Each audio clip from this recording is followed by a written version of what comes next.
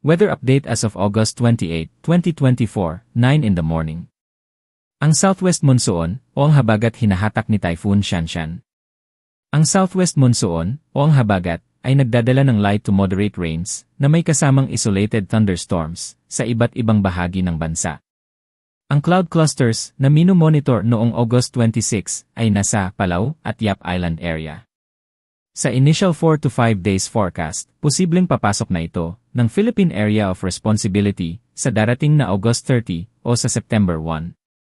Ito ay nakikitang mahinang storm system o aabot hanggang tropical storm. Ito ay nagbabanta sa Visayas at Luzon sa mga susunod na mga araw. Ito ay patuloy babantayan sa mga posibleng pagbabago at ang epekto nito sa bansa. May mahinang sirkulasyon sa South China Sea, West Philippine Sea, sa loob ng Philippine Area of Responsibility, malapit sa Luzon, at napaloob o naka-embed ito sa southwest monsoon o habagat. However, kung magde-develop ito, hindi ito magiging major storm system o hindi aabot ng severe tropical storm habang nasa loob ito ng Philippine Area of Responsibility. Sa initial 4 to 5 days forecast, ito ay patungo sa southern China, Hong Kong area. Disclaimer: bilang independent weather forecasting page, gamitin lamang ito bilang reference page.